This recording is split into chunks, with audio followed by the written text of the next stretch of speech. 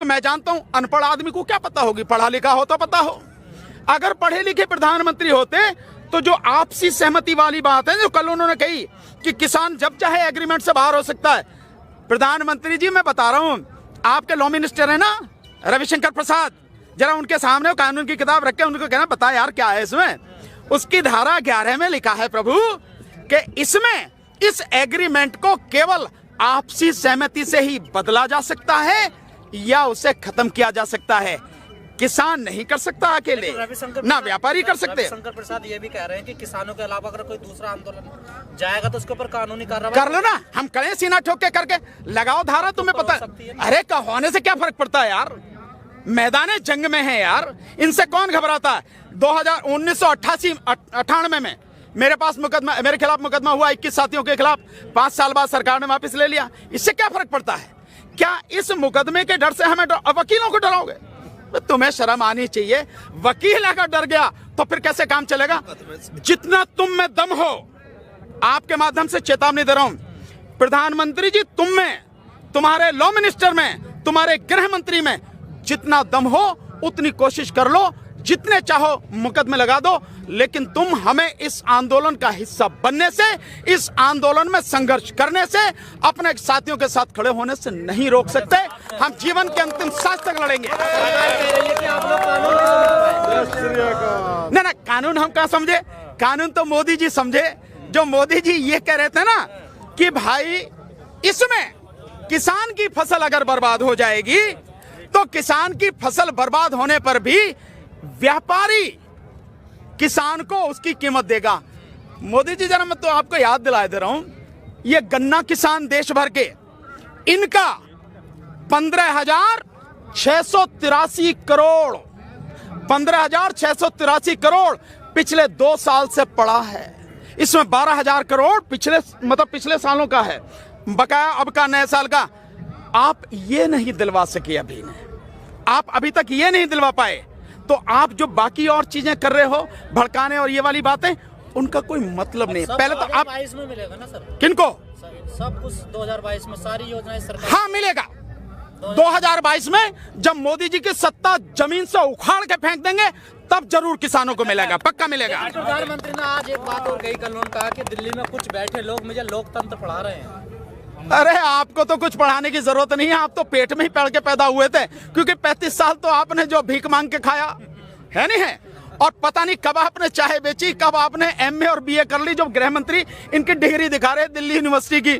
तो ये जो सारी चीजें हैं, लोकतंत्र हमें पढ़ाने की या आपको पढ़ाने की जरूरत नहीं है। आप जानते नहीं हैं, और आप क्योंकि तानाशाह हैं और इस देश में आप राजतंत्र स्थापित करना चाहते हैं, इसलिए आप संविधान और लोकतंत्र की हत्या कर रहे हैं। अगर आप लोकतंत्र जानते आपके हिसाब से, जैसा आप कह रहे हैं, तो आप लोगों की बात सुनते, लोगों के बीच आते, उनके दुख दर्द को जानने की कोशिश करते।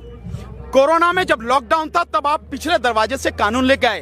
आपने किसी किसान से, आपने किसी किसान संगठन से और राज्यों से कोई आपने सलाह मशवरा नहीं किया। आपने सर भी झुका रहे हैं, हम 4 बार जोड़ लेते हैं, कोई बात नहीं, हम भी हाथ जोड़ लेते हैं प्रभु, हम भी आपको हाथ जोड़ लें कि अपनी गलती को मानो और कानून वापस ले लो। बिल्कुल प्रधानमंत्री, नहीं पैर की छुएंगे, ऐसा थोड़ी है कोई पैर छुए, बिल्कुल नहीं छुएंगे सर।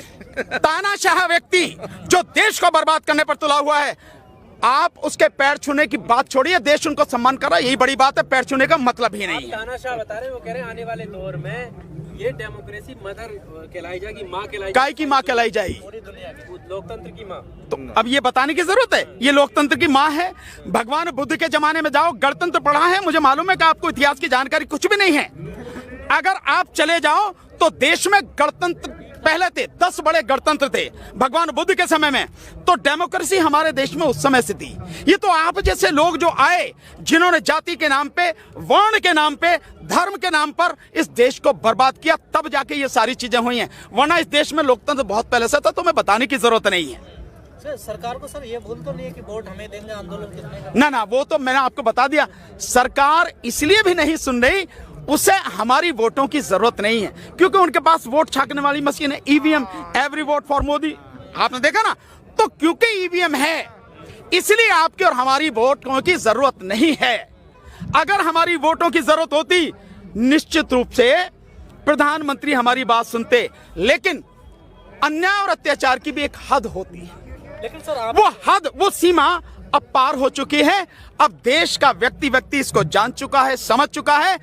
अब आपकी इन झूठी बातों में, बरगलाने वाली बातों में कोई नहीं आएगा।